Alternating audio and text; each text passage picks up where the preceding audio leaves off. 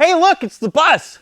I know people are going to ask about it, so here's your little update. I haven't done anything to the bus since the last video. I'm going to start working on it again in early February, maybe mid-February, so look forward to that then. But in the meantime, I haven't done anything to it. I've stacked up on supplies like this sheet steel here that's going to go up here, and I've got windows in the other room and some other supplies, and I'm ready to start working on it again, but not until February. Anyway, moving on to the other room. And in this other room, it is an absolute mess. I have cars just packed in here. The Wego is literally touching the Trabant, and the front of the Trabant is touching the workbench. In fact, that entire section of the workshop over there, I have no easy way to get to. And that's almost entirely because of these in the back of the pickup here. Let's see if I can get up here. Oh, the pit's right there. Oh. These are some kiosk TVs with touchscreens on them, like you'd see in maybe an airport running advertisements or something. I got 5 of these for free for my last job, and they're still in the back of the pickup. They weigh like 200 pounds each, and when I got home that day, I didn't feel like unloading them. And since it was supposed to rain, I wanted to park the pickup with the TVs in them in the shop. So I had to rearrange things in here to make this pickup fit. So I had to move the Trabant all the way forward. I had to move the Wego all the way forward. And even then, there's only like a couple inches of clearance between the pickup and the Wego. And over here, you can't even see it on camera, is the Smart Car. And the reason that all of these vehicles are in here is because the storage building that I have next door is full of bus. So I couldn't put all those cars in there.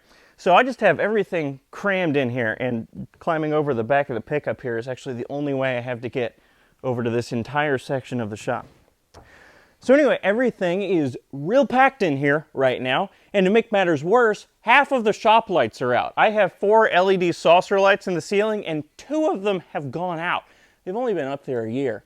Now I would be mad about this, but I already plan to replace the shop lights. I've already ordered new shop lights, so why would I complain about 2 of them going out when I'm already going to replace them?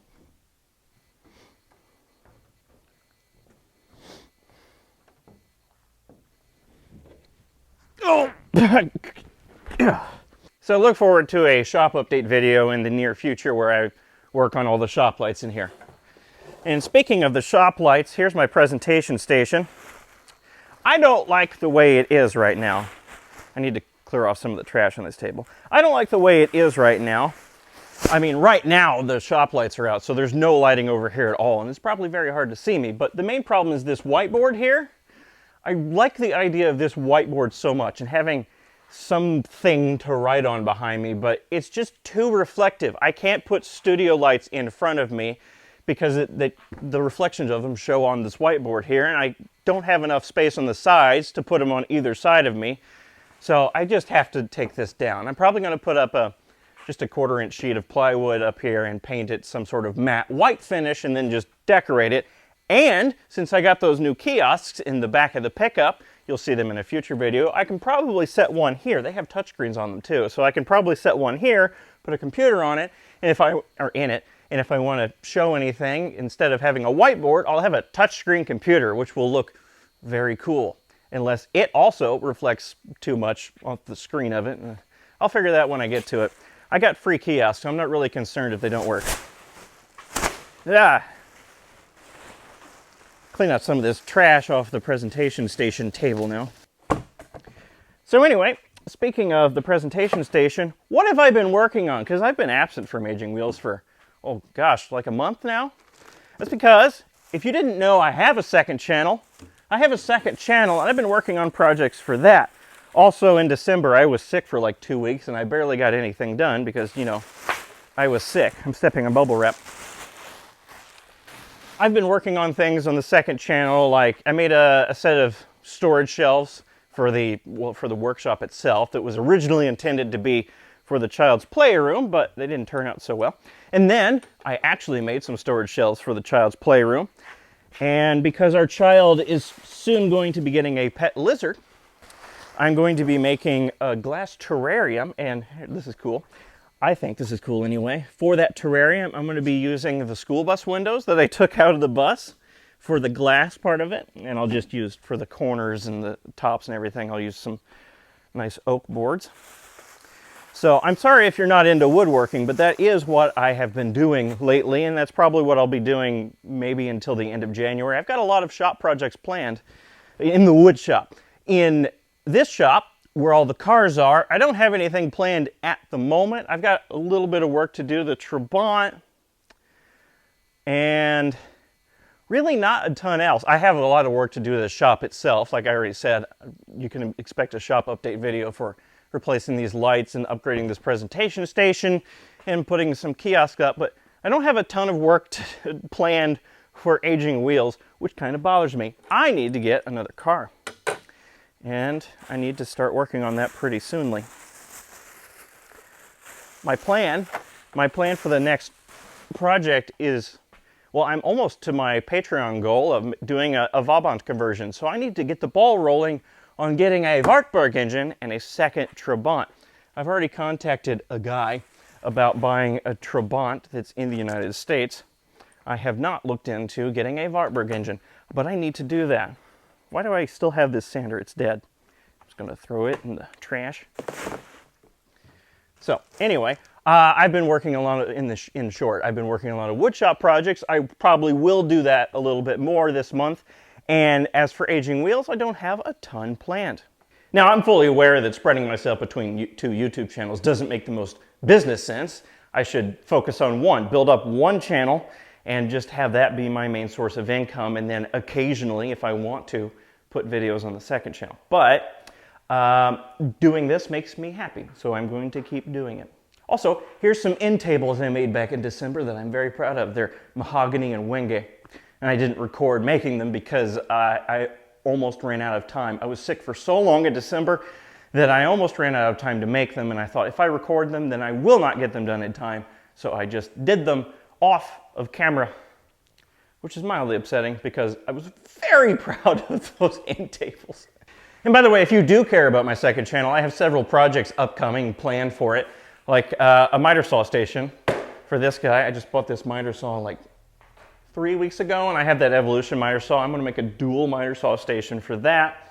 I want to upgrade my table saw by making a new table saw fence for it and putting an extension wing that is a router lift. I'm going to make a router lift. At least I want to make a router lift and improve the dust collection on it. I am going to make an engagement ring and box. I already made one. I already proposed with it, but I'm going to make a second one for the video. And, oh, I already mentioned the terrarium that I'm going to make for the child's pet lizard, and I'm going to make that out of school bus windows. What else do I have planned? I think there's some other house projects like, oh, a small console table for the hallway. Some little house projects like that. I've got a lot of stuff planned for this wood shop, and that's another reason that I want to work on this in here and make videos for the second channel a little more, because I've got a few projects planned for it. Whereas in the other shop for Aging Wheels content, I don't really have much planned immediately, and again, I need to work on that. So if you like the second channel, good news. Anyway, now let's go get some electrical supplies from the store for all of this lighting that is going to be installed in here shortly. And we're going to do this, and this is an excellent segue, we're going to do it in my new car. Okay, that's a lie. This is a rental car. It's a 2020 Ford Escape, and it looks like a giant Ford Focus. I'm not entirely sold on the front end of this thing yet. I do think it's a fairly attractive car from the back. And by the way, I believe this is sold as the Ford Kuga in Europe, or maybe they've rebranded it now. The Escape used to be the Kuga. I don't know if it still is, but anyway, let's get inside. And the reason I have this rental is because my Fiesta ST is in the shop again, because as longtime viewers will know, I have a wheel and tire replacement plan for whenever I scuff up the wheels or whatever, and I hit a pothole and took a nice big chunk out of the sidewall of the tire. So that's in the shop being repaired, and part of that plan is that I get a free rental car for like 3 days. Normally it's an F-150, but this time they gave me an Escape. This thing only has 48 miles on it, so I'm basically the first person to drive it, which is kind of exciting. When I got in it, it only had 15 miles on it, and after I drove it home, it smelled burning because it was a brand new car and all the stuff was burning off the engine. Now, I was kind of excited about this thing because it has Ford's 1.5 liter 3-cylinder EcoBoost engine, which is in the Fiesta ST that we no longer get in the United States. and I was excited to try out this engine, but sadly, despite being a 3-cylinder, it doesn't sound all that exciting because Ford has muted it quite a lot. It just sounds like an engine. I can't even tell it's a 3-cylinder. I honestly had to look under the hood to see if it was a 3-cylinder. Makes me sad. Now, I was originally planning to do a little video with this car. I was planning to make a review of whatever rental car the dealership gave me, expecting it to be an F-150, but they gave me this, and I thought, well, this is just kind of just a car. So I didn't make a video of it. Also, I'm only going to have it for a day if their time estimate was correct, so that's not much time to make a video with it. Anyway, if you want some brief thoughts from me on this car, because my opinion totally matters, it has a rotary the gear selector. The Prindle selector is a rotary knob, which I like because it's neat. The speedometer is kind of hard to read because the only numbers that are marked are in increments of 20. So you have 20, 40, 60, and there's only one dash between them. So it's very difficult to tell if you're going 65 or 70. These are small things. Otherwise, basically is just a car. I have nothing to say about it.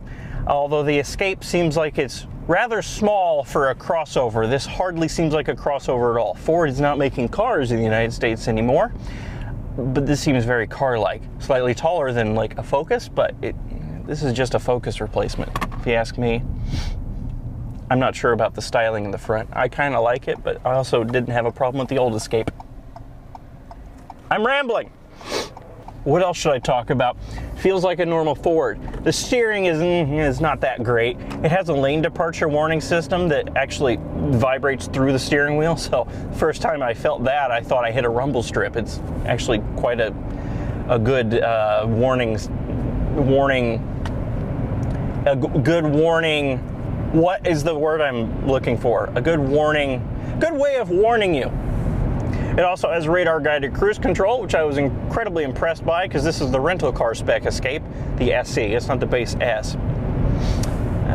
There's really not much to say about it. I do like the seats quite a lot. They have some sort of fancy ridged cloth, which you may be able to see in the GoPro here. I like them quite a lot. I don't have much else to say about it. Basically, it's just a car.